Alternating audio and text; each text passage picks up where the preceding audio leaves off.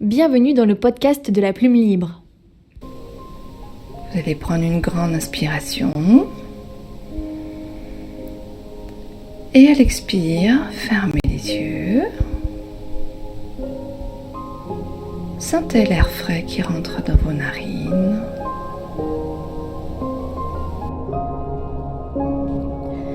Aujourd'hui, une méthode de relaxation sort du lot, la sophrologie.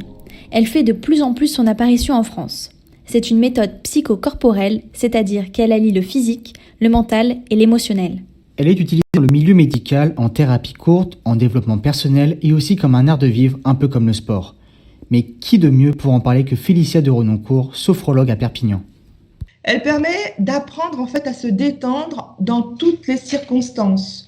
C'est-à-dire qu'on peut gérer nos émotions, on peut favoriser le lâcher-prise, on peut aussi renforcer la confiance en soi.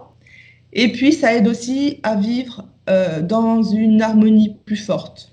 Elle est basée sur des techniques de respiration et de visualisation positive.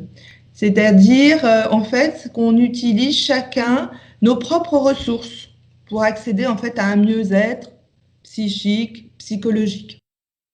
Elle est efficace pour gérer les situations stressantes et anxiogènes. Beaucoup utilisée dans le traitement de la douleur, que ce soit morale ou physique, elle permet de se concentrer, de lutter contre les pensées négatives et aide à combattre le stress, les crises d'angoisse, l'anxiété ou encore les insomnies.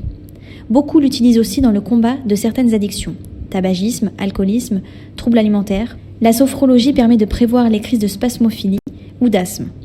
On l'utilise aussi dans la préparation d'événements sportifs ou dans le passage d'un diplôme. Elle s'articule selon deux principes, l'écoute de soi et la concentration sur que des choses positives. Un outil très efficace pour garder confiance en soi.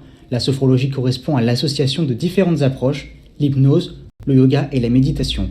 Il a d'ailleurs été prouvé que 20 minutes de sophrologie pour des élèves stressés, en difficulté scolaire ou fragilisés étaient bénéfiques. Mais la situation actuelle fait que les troubles anxieux se multiplient. La crise sanitaire se poursuit depuis bientôt 11 mois et pour Félicia, la sophrologue, les craintes ne cessent de se répandre. Beaucoup ont envie d'aller mieux, mais la situation reste longue et sans date de sortie. Impossible donc de se projeter. On est restreint dans nos journées, on est restreint dans notre liberté, on voit peu les gens et c'est extrêmement malsain, je dirais, pour l'équilibre des personnes. Et donc, il va y avoir une période difficile quand les choses vont se remettre en route, de gens qu'il va falloir accompagner de façon très proche pour qu'ils ne tombent pas dans une déprime et plus. Entre confinement, couvre-feu, les fermetures des bars, des restaurants et des salles de spectacle, l'épidémie de Covid-19 a porté un sérieux coup à la vie sociale de millions de personnes qui peuvent souffrir plus ou moins fortement de cet isolement. Selon une étude publiée fin janvier pour l'association Astrée, près de 1 Français sur 5 affirme se sentir toujours ou souvent seul. Beaucoup souffrant de solitude ont déjà eu des pensées suicidaires. Ce soir, si je vous parle, c'est parce que j'ai l'impression que ma tête va exploser. Vienna est étudiante en master spécialisé de marketing digital et en alternance dans l'entreprise Idemia. À 22 ans, la jeune femme suffoque. J'ai l'impression que je fais plus rien de ma vie, que je fais du surplace. J'ai perdu toute motivation à vivre. Et rien qu'en vous disant ça, je me retiens un peu de pleurer. Parce que ça fait des mois que notre vie a été réduite au strict minimum, au strict nécessaire. En tant qu'étudiante, en seulement une semaine de cours à distance, en faisant des journées de 9h à 19h ou de 9h à 20h et de 6 jours, on respire plus. Même si on n'est pas confiné, c'est tout comme parce que moi qui sortais tous les soirs à 18h pour aller faire mes courses, pour m'aérer un peu l'esprit et pour m'aérer physiquement, je me rends compte que maintenant à 18h ma journée de travail est finie et j'ai pas vu mes amis depuis à peu près 1 mois. Morale en berne, décrochage, précarité, isolement, la situation se tend de plus en plus pour les étudiants. Les tentatives de suicide se sont multipliées ces dernières semaines.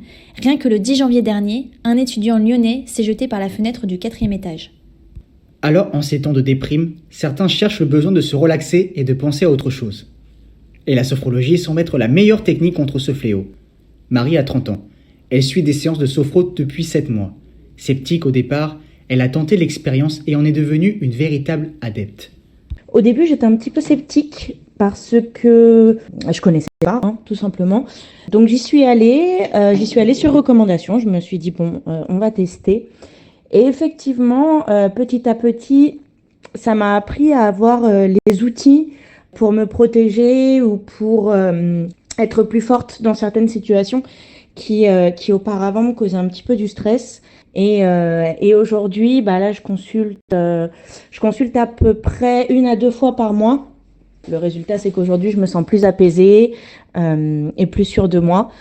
Donc, c'est des résultats qui viennent doucement, tout doucement, mais je suis contente en tout cas d'avoir commencé et d'y être allée malgré mes appréhensions.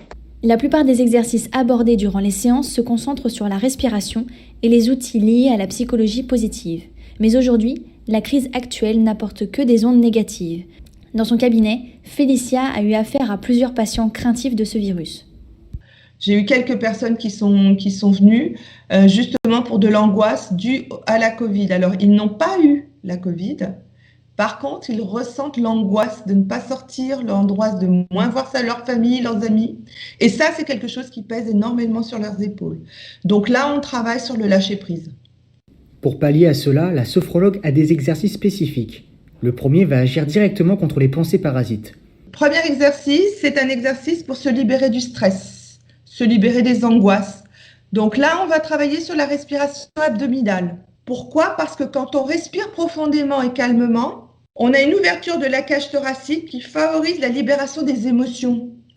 Le travail sur la respiration abdominale et thoracique sont également de très bons alliés pour libérer le stress du quotidien, notamment en ce moment avec la pandémie.